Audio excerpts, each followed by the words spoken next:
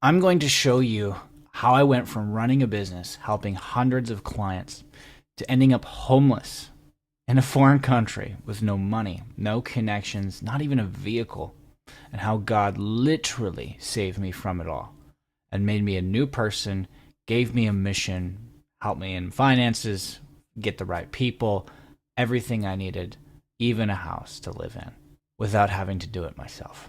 A few years ago, I'll take you back a little bit to a lunch I had with a billionaire. He sold his company for $1 billion.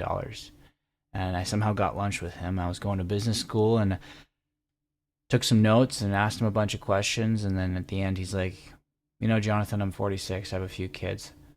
You're going to school for business. I didn't even graduate high school. The proof is in the pudding.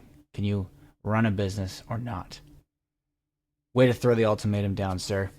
And I ended up taking his advice and dropping out of school and took a semester's year of a summer to learn how to code websites and learn marketing and get certified and work with clients.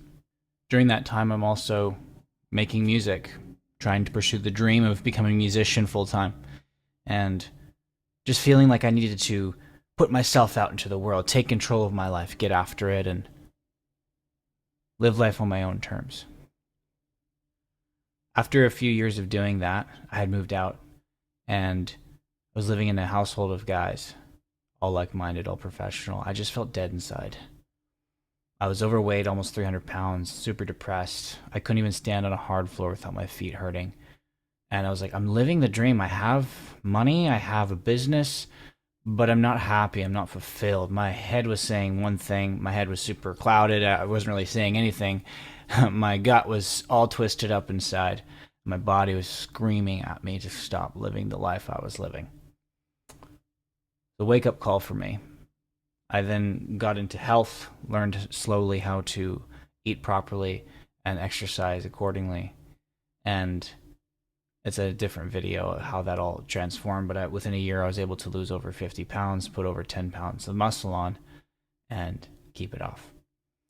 That was a very powerful point in my journey because and that ended up being the catalyst for once I kind of got my health together and got my mind clear. I realized I can't be in the place I'm at. I was living in Chilliwack, British Columbia, Canada. Beautiful place.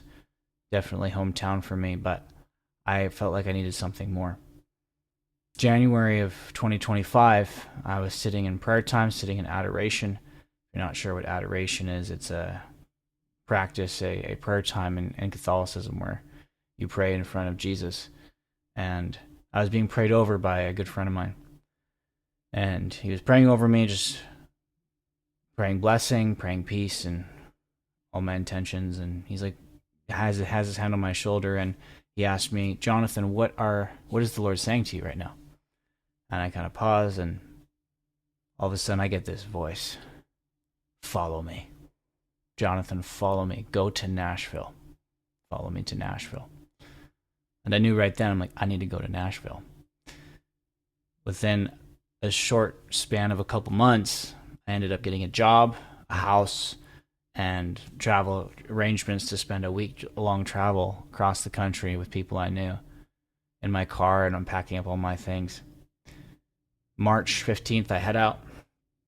I don't get 2 hours out of my hometown. I'm in Seattle, Washington. My car breaks down. And I have to scrap the car. Luckily, I have some cousins in Seattle. I leave my things there. Within a day or two, I have a plane ticket out to Nashville with just a couple suitcases and my guitar. Living the dream, they say. I get to Nashville and my house plans fall through immediately because it's already 30 minutes outside the city and I don't have a car to be able to commute to work. I start work in about a week and I end up losing that job within a month as well. It was a door-to-door sales job and I wasn't used to the heat in the summer, and I totally worked too hard. And within arriving of that day in Nashville, I knew nobody except a couple people I had met online. I met probably close to 50 to 100 people and begged them to stay on their couch so I could find a place to live before my job started.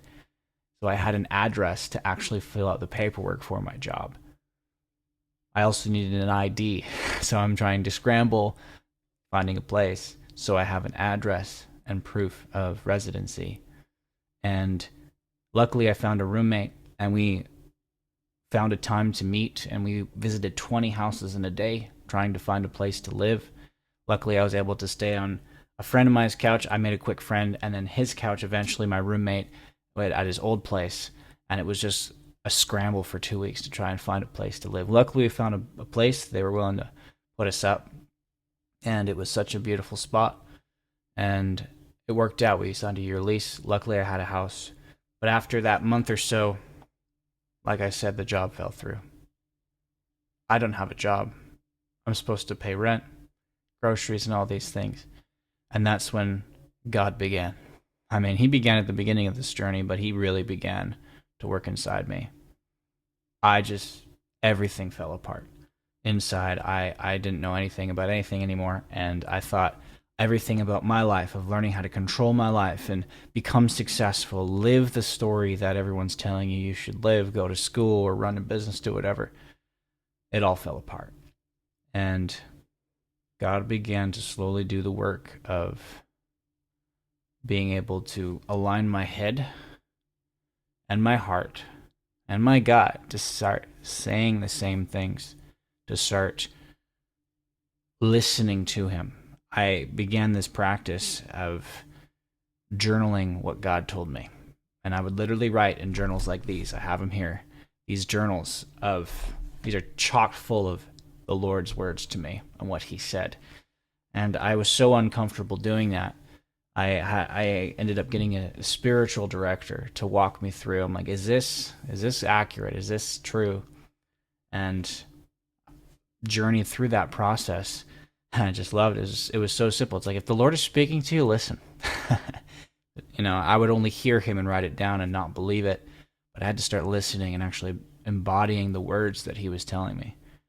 And from that place, I was able to slowly find some healing, slowly find some peace, and start de-stressing from all the experiences that I had been going through. My body was overdrive. My nervous system was overdrive. My whole demeanor in life was so on overdrive to work, living from the lie that I wasn't good enough, that I wasn't worthy to be a son. I wasn't worthy to be enough for the King of the universe. And he had to work that out of me. He had to surgically remove that part and replace it with the truth that I am a son of the King, and that I'm worthy to receive him and receive his provision. A few years ago, I had this beautiful healing journey for about 2 years, where from that, God revealed a lot of his truth and blessing in my life. And one of those things was, he very clearly said to me, Jonathon, I will provide for you. And then in turn, you will provide for other people, millions of other people. But you have to learn how to provide for me first. You have to learn to let me provide for you. Like, I will provide all you and yours. It will be from me. And that was, I thought, oh, maybe that's just me doing the work I need to do and doing what's in front of me. But nope. That whole first year of Nashville was learning to receive his blessing, learning to receive his goodness and his generosity. So many miracles happened. But I can think of one where I'm at the gas station trying to DoorDash, still not believing that God would actually provide for me. And I'm out of money. I have no money. I have to do some door dashing, and my gas is empty, and I'm at the gas station. I'm like, I've got no money. I can't put any gas into the car. I'm literally broke. And I call my mom, and I explain the situation. And I don't ask her for anything. I don't ask her to borrow money. I'm just like, I don't know what he's doing, but I'm out.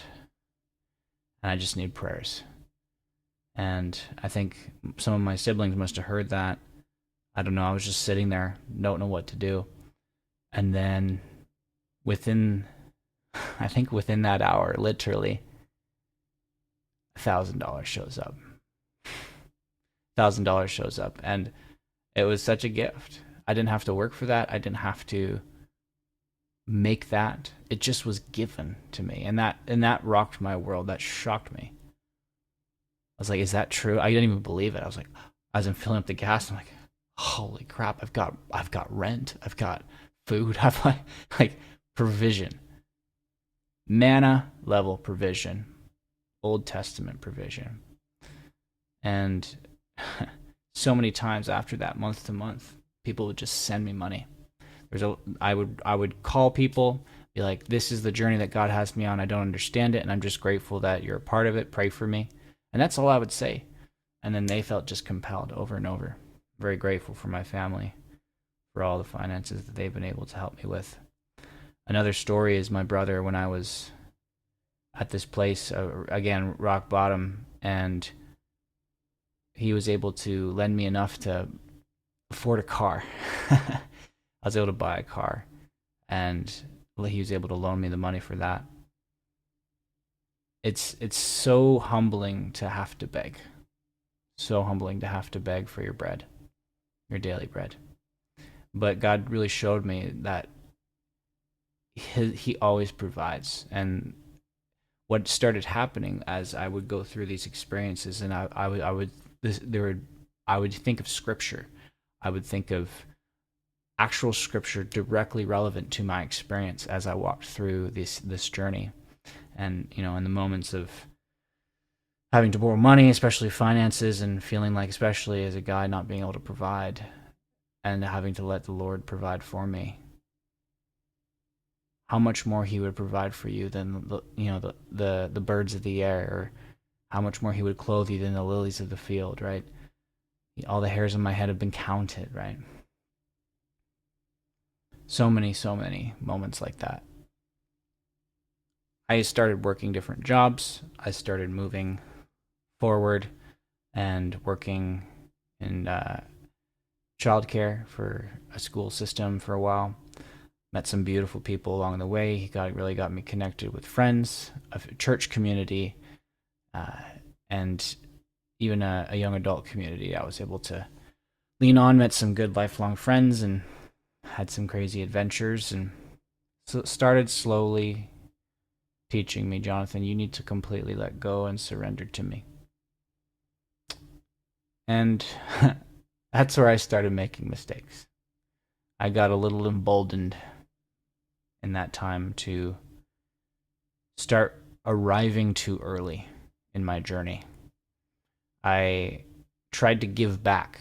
I have that tendency to be a giver, to be someone that doesn't need anything, but just gives without expectation of return, but also pours myself out till my cup is empty. Not from a place of overflowing, which I've now learned.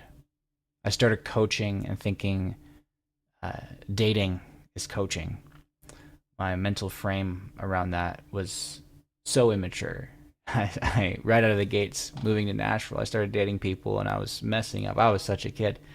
But it's okay. You have to learn. You go through the reps of going on dates and figuring out, oh, I don't know as much as I thought I do. I'm just maybe book smart, but not actually street smart and ready.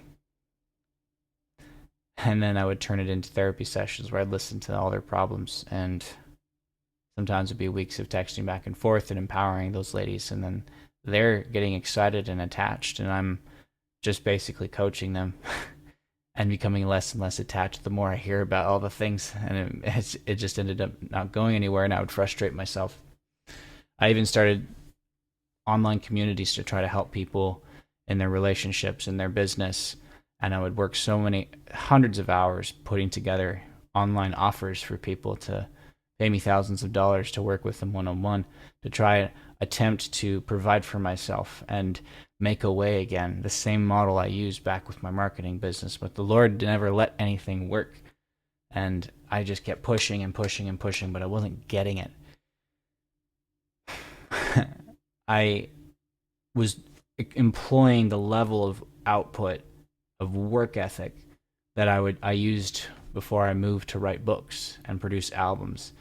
I had recently finished my album, my 25 track double album, country album, and I even launched it back in August 2025. Back in Canada, where I'm from, we had a beautiful turnout. Over 200 people paid tickets to come see my launch. It was beautiful, and I worked so hard to make that happen. But that level of output put into the coaching just was killing me. It was killing me because I was working too hard and I didn't have a balance. I didn't have a integration of my work, but also maintaining my health and my mindset and what Robin Sharma calls in his 5 a.m. club, your heart set and soul set. I was leaving those in the dust. I tried to hold on to some semblance of control and self-reliance on myself. And I would Uber and I would DoorDash and I was doing everything I could. Applied to over 200 jobs. Nothing. I ended up working at Chick-fil-A for a time. And then I burned out because I was working too hard. I was not listening. I was just hearing God. But then God and his patience and his goodness, and it just took me time. Some of the lessons started to sink in. My head and my heart started saying the same things. My gut started feeling aligned and at peace with where I am. And I desperately needed that alignment. I learned to surrender to God fully and trust in him, and started doing business from a generosity mindset. Another example of that is I recently got a gig in Memphis where I got to play for 300 youth, 13 to 18, for a retreat. And it's in my skill set. I've done a lot of music for retreats and conferences. And it was such a beautiful, beautiful opportunity for me to be able to be fully provided for that month on what they were able to negotiate and give to me. Such a blessing. It was an answer to my prayer. When I showed up, the owner of the ministry was like, "You're an answer to our prayer." He and his wife were so grateful for what I had done. And God showed me in that moment that if I want to provide for you, Jonathon, I will in an instant. I can make you rich in an instant. You just have to trust in me. Moving that all to today, I'm currently working on a couple things, and I need some help. I'm currently building this app right here, dashello.co. It's been a passion project of mine for almost 5 years with me and my co-founder. And we're trying to help business owners solve their data problems to make better and faster decisions, run their business like an airplane so they can fly far and fast and go home at the end of the day knowing their business is healthy and on track so they can eat dinner with their families. It's a dashboard app that connects your data, analyzes it, and optionally uses AI to help you give insights to make better decisions for your business. We have recently launched public beta, so you're able to sign your business up for a free forever plan. This is the heart of and passion of what I'm doing, but I need help. I need someone to help me develop it. I've been using coding, AI agents, and all the new technology to make it happen, but God has really called me to this step from a place of total surrender to make this happen and help people and serve business owners so that they can get to their families and actually grow their business. So if you know anybody that can help with this, please reach out. In the description below is our email. You can send an email and see how we can get connected with you. We're looking for someone to partner with us. Put some sweat equity in. The software's built, it's live, but I'm not the expert at seeing some of the gaps and making sure everything's locked in and running smoothly. So we're looking for a developer to help us with that. Also, the second thing that I'm working on is a healing ministry. My mission that God's given me through all this is to help people know the heart of the Father, to help people receive rest, healing, and retreat for their lives, to get them to the next step in their journey, putting on some heart healing events where there's worship music, there's people trained in healing ministry to help people get freedom, inner peace, inner freedom, and encounter God the Father. So if you are interested in that as well, or you want us to come to your parish or ministry, again, we'll have our email for that ministry as well down below. And if you're in the Nashville area, would love to talk to you about possibly doing this on a larger scale as well. And lastly, still discerning. God has got me on a really cool path. Definitely am looking for someone to spend my life with, and I'm grateful for that opportunity to be able to discern with different people, and I'm just grateful that he's got me in the right place at the right time to discern that calling, feel called to marriage, feel called to raising a family. So pray for me in that journey, in that discernment. Thank you so much for listening. If you've made it to the end, I'm super grateful. Would love to meet with you. I'm going to put my scheduling link down below if you're interested to hear more about my story or just get to know me and meet with me. I'd be down to chat for a little bit. Put that in the description below as well. All right. Thank you so much for listening.